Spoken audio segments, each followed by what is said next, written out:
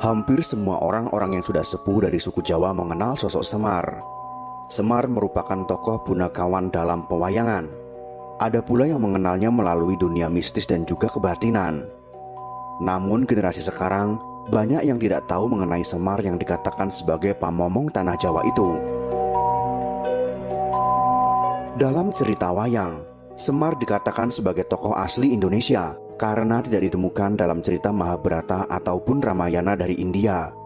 Lantas apakah sama antara Semar dan juga Eyang Ismoyo yang makamnya ada di Gunung Tidar?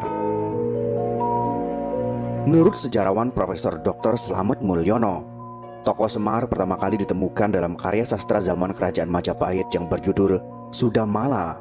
Selain dalam bentuk kakawin, kisah Sudamala juga dipahat sebagai relief dalam Candi Suku yang berangkat tahun 1439. Asal-usul Semar juga memiliki beberapa versi, namun semua percaya Semar sebagai dewa turun dari langit dan menyatu dengan kehidupan manusia. Semar memiliki tugas membimbing manusia untuk memiliki budi pekerti dan menjunjung tinggi kebenaran. Karena tugasnya, Semar juga disebut sebagai dewa pangonging satrio sinamar dadi kawulo, atau dewa pengasuh kesatria yang menyamar sebagai hamba. Seperti dikisahkan dalam kitab-kitab Manikmaya, Kanda, dan Paramayoga, Semar berasal dari alam kedewataan atau jagat para dewa. Dalam naskah Purwacarita dikisahkan, putra Sang Hyang Wenang yang bernama Sang Hyang Tunggal menikah dengan Dewi Rekatawati. Sepasang suami istri tersebut melahirkan putra berupa sebuah telur ajaib yang melesat ke hadapan kakeknya, yaitu Sang Hyang Wenang. Oleh sang kakek, telur ajaib tersebut disabda cipta menjadi 3 zat hidup yang bersifat dewa. Bagian kulit dari telur yang keras menjadi Sang Teja Mantri atau Antaga, bagian putih telur menjadi Sang Ismaya, dan bagian kuning telurnya menjadi Sang Manikmaya. Dalam sebuah sayembara memakan gunung, Sang Teja Mantri dan Sang Ismaya kalah melawan Sang Manikmaya, sehingga mereka berdua harus turun ke Arcapada untuk menjadi pengasuh manusia-manusia keturunan Sang Manikmaya. Di Arcapada, Sang Teja Mantri atau Antaga beralih rupa dan nama menjadi Togok yang mengasuh manusia-manusia yang bersifat serakah. Sedangkan Sang Ismaya beralih rupa dan nama menjadi Semar yang menjadi pamomong kesatria-kesatria berdarah biru yang bergelimang dengan wahyu. Togok dikisahkan selalu gagal membujuk majikannya untuk bersikap dan berbuat baik dan benar. Semar berhasil membimbing asuhannya ke arah perbuatan benar, bijaksana dan luhur. Dalam pandangan aliran kepercayaan di Jawa, ada yang mengkiblatkan ajaran-ajarannya kepada ketokohan Semar. Dalam pengembaraan spiritual mencari tempat Sangkan Paraning Dumadi, sebagian orang Jawa secara spiritual sempat bertemu dengan tokoh Semar. Hal ini karena pengaruh mitologi dunia pewayangan yang cukup berpengaruh dalam menciptakan kerangka pemikiran mistis orang Jawa. Sisa-sisa faham animisme dan dinamisme juga sangat berpengaruh terhadap keyakinan ini. Sehingga muncul pemahaman Semar adalah nenek moyang orang Jawa purba yang roh-rohnya telah menjadi danyang yang mengawal kawasan Pulau Jawa dan seluruh Nusantara berikut penghuninya sampai akhir zaman nanti. Oleh karena itu, dia ada kemungkinan untuk bisa dan terus hadir pada siapa saja, kapan saja, dan di mana saja. Di daerah Magelang, sejarah awal masuknya agama Islam ke tanah Jawa juga tidak terlepas dari kisah legenda yang ada di tengah masyarakat daerah ini, yaitu peran ulama Syekh Subakir, Syekh Jumadil Kubro, Syekh Maulana Maghribi, dan kerabatnya yang bertemu dengan Ki Semar di puncak sebuah gunung. Menurut riwayatnya, sebelum pusaka Kalimasada ditanam di puncak Gunung Bala, Syekh Subakir bermusyawarah dengan Kiai Semar di puncak sebuah gunung. Di puncak gunung inilah peti tempat menyimpan dan membawa pusaka Kalimasada itu dibuka, yang dalam bahasa Jawa berbunyi petine diudar. Tempat membuka peti itu kemudian dinamakan Gunung Tidar. Dari puncak Gunung Tidar inilah kemudian pusaka Kalimasada dibawa ke arah timur sejauh 17 km, yang kini tempat ini bernama Pakis, dan diusung ke puncak sebuah gunung untuk ditanam sebagai tumbal kanggo wong saala-ala atau tumbal untuk orang banyak. Itulah sebabnya tempat menanam tumbal ini sampai kini disebut Gunung Bala. Penanaman pusaka Kalimasada di puncak Gunung Bala oleh Syekh Subakir dan kawan-kawannya bermakna sebagai penancapan kalimat syahadat di jantung tanah Jawa, sebagai tanda masuknya ajaran agama Islam bagi penghuni tanah Jawa.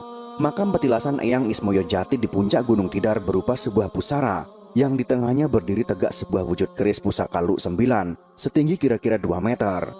Bilah keris pusaka ini dari bahan tembaga berwarna kuning emas yang dihiasi 9 buah bintang. Nama-nama yang ada di puncak Gunung Tidar ini mempunyai makna yang tersamar. Sebutan Eyang maknanya eling podo sembayang, artinya ingat untuk melakukan sholat. Ismoyo maknanya ojo podo semoyo, atau jangan menunda. Kata jati artinya kabeh ono jati dirimu, artinya semua ada pada jati dirimu. Sedangkan kata Semar maknanya adalah siro eling marang Allah lan Rasul, artinya kamu ingat kepada Allah dan Rasul.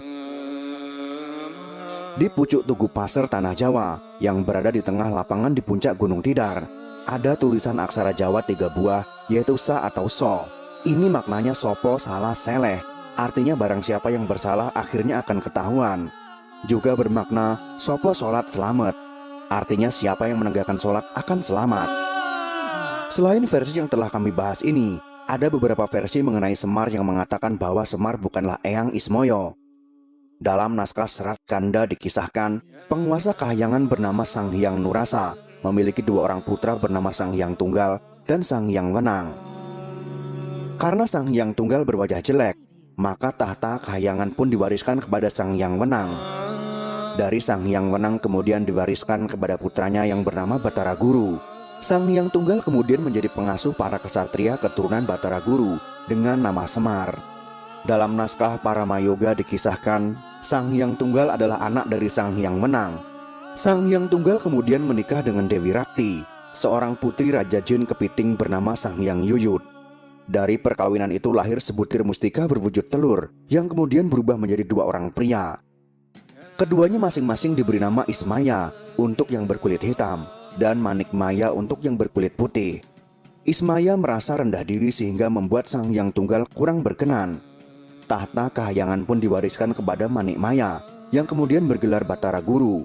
Sementara itu Ismaya hanya diberi kedudukan sebagai penguasa alam Sunyaruri atau tempat tinggal golongan makhluk halus.